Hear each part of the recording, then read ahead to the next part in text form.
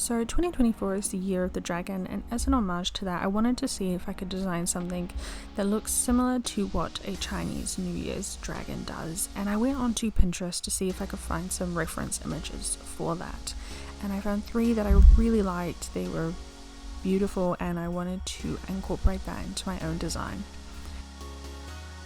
Before I could work on the sculpture itself, I needed to build a foundation for it to stand on, something to support the weight that it is going to be carrying and to give it just a little bit more dimension to it as well.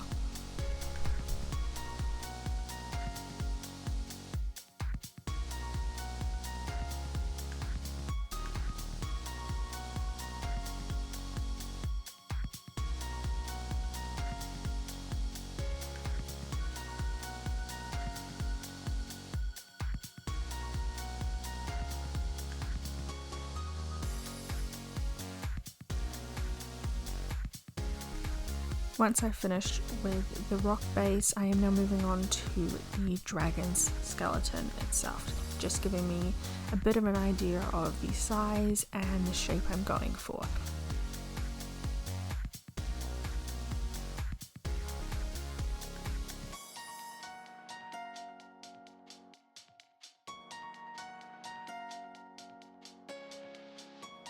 Once I had the scale I was going for, I set aside the bottom half to then work on the head.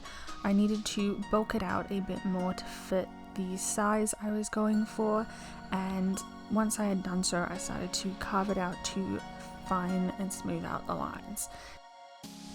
I ended up cutting open the mouth off camera, so apologies for that.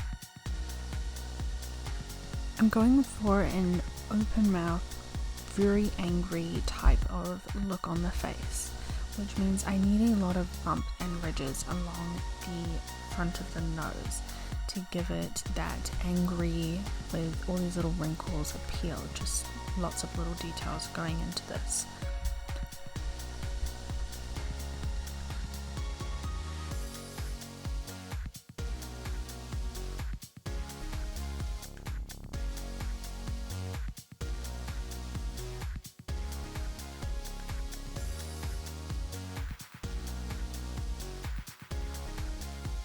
Moving back onto the mouth, I am adding the outer lips to give it a bit more shape and to show where the muscles are working.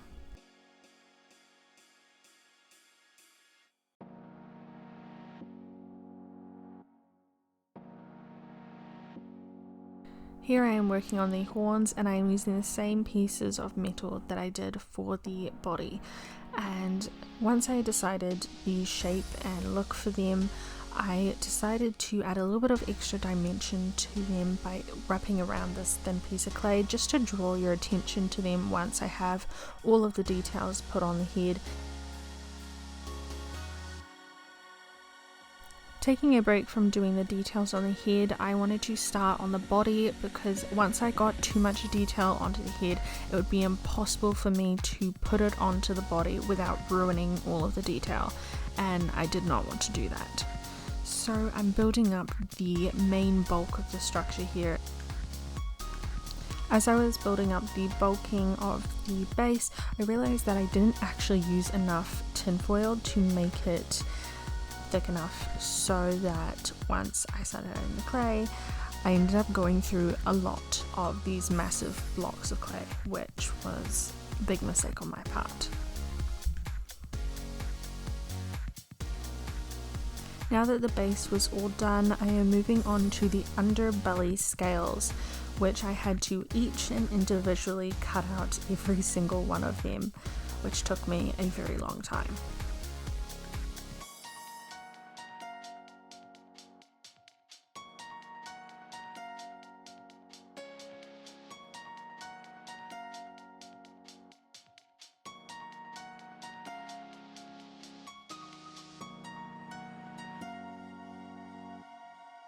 Once I had finished the scales, I am now moving on to attaching the head.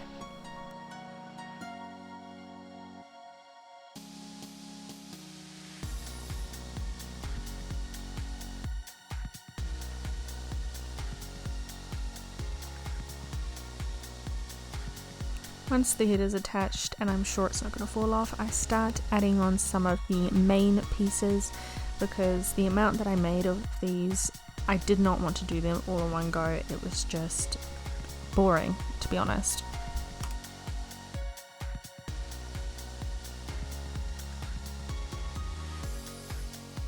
Taking a break from the mane, I am now moving on to adding in the spine.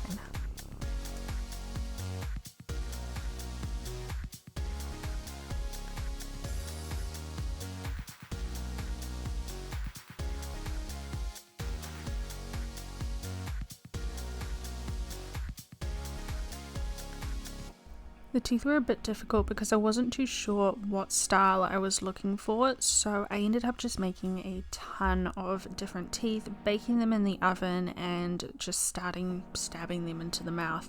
Here I'm just making the little holes so that I have the room to put them in, and I used Bacon Bond for that. I ended up hating how they looked and just ripped out these two and gave up on the rest of the teeth and remade every single one of them so that they fit better and looked less jagged and unrealistic, would be what I would say for that. I'm just finishing off the mouth by adding on the tongue, and I used Bacon Bond on the back of that to glue it down into place once everything is baked in the oven.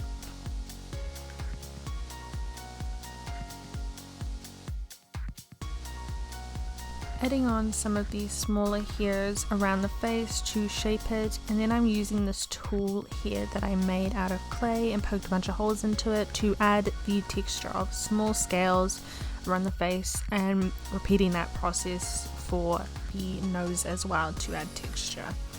Here I am finishing off the chin, adding on a bunch of these little pieces. I shoved wires in them with a whole bunch of Bacon Bond to hold it all in place so that nothing would come out.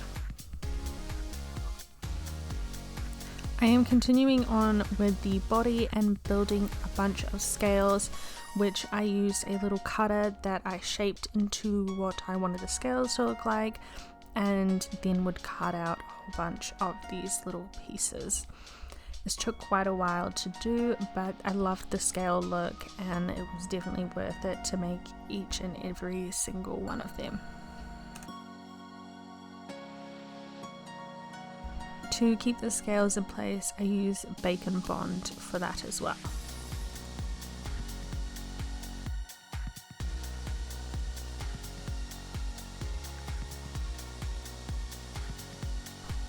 Once I finished adding all the scales, I added a bunch of bumps and different details to some of them to give a difference between all of the different scales. I'm not really too sure what you would call these, like the spiny frills on the back here that I'm making, but to keep these in place I took tiny pieces of wires with Bacon Bond and shoved them into the back of the spine, and then put them on top with a whole bunch more Bacon Bond. Bacon Bond ended up being a really big part of making this sculpture.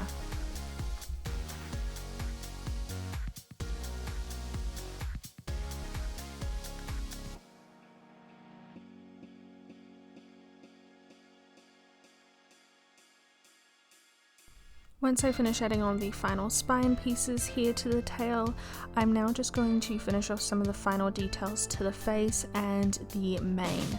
I needed to do this before I added on the final back of the neck spines so that I didn't have any trouble getting to the mane and adding all these pieces on. I ended up putting wires in the middle of these pieces just because they were so top heavy that they needed the support. I've now finished the sculpture and I'm moving on to the painting. I double looked at the Pinterest images that I had selected because I really wanted to know which one I was going to follow for the painting of this sculpture, and I did a couple of test drives on it. I decided the best thing to do first was to just paint the entire sculpture white, which took a very long time and over half a bottle of paint to just paint it white.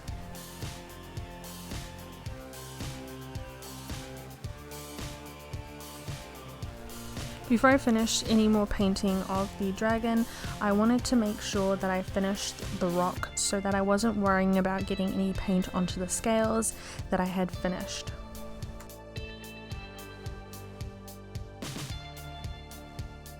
Once I was happy with the rock, I went back to painting the sculpture itself, and I referenced back to one of my favorite images and used the colors on the scales as a representation of what I wanted to do myself.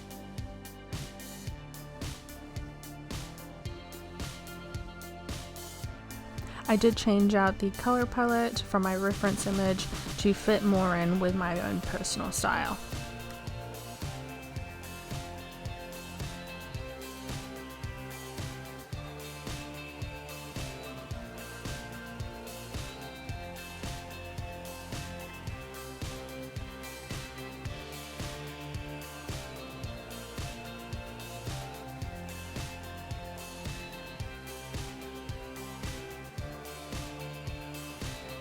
Once I had finished painting the scales, I ended up doing a whitewash over them to dull the colors a bit and to bring out all of the little details that are on the scales and make it look more realistic.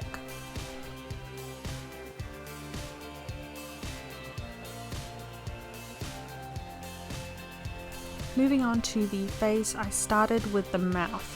I wanted to see what that was going to look like, as it's a very big focal point of the sculpture and it's one of the first things you'll look at when you see it. The face was one of the hardest parts to get right because I wasn't sure what colours I wanted to go for, and ended up painting it 3 times before I settled on a white pearlescent colouring and highlighted all of the little pieces in the face with a pearlescent blue, because the white pearlescent hid all of the little details that I had previously put into it.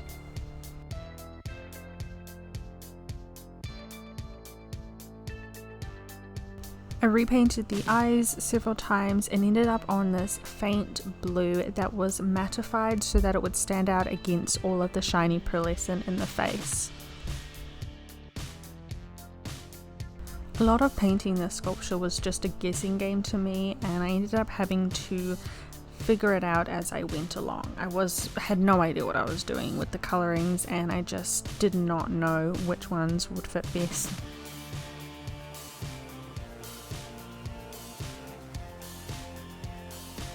I wanted to pull in some other colours from the scales on the back as well, and so I painted some of these little accent pieces purple and kept the nose in contrast with the face, which had a blue undertone to it.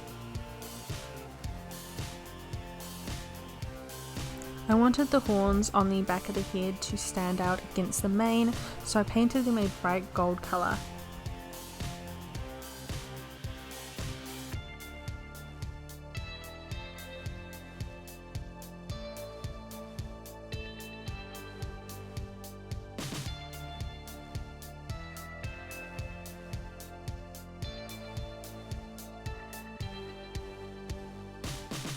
I painted the mane a very, very light pink pearlescent colour so that it would stand out against the other features but was not too in your face.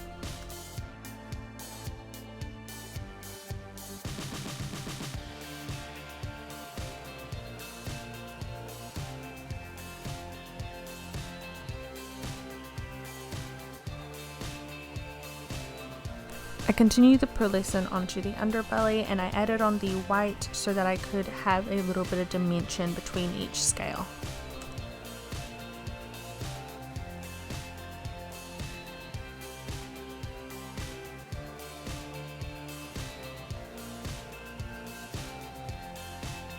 I'm now finishing off the last details on the face, and I was painting the teeth the white that I wanted them. I also did a slight dark brown wash over them just to give them a little bit of a dirty look, and I feel like that just helped it seem more realistic.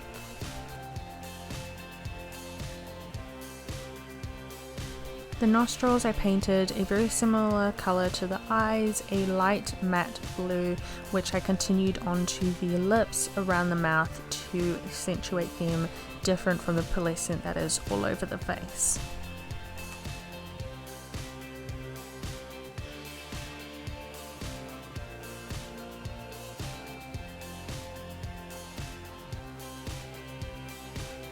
One of the last steps I am doing is painting the spines on the back, which I did kind of like you would see a splatter of all the different colors that are on the scales, just to highlight all the little grooves that are across these spines.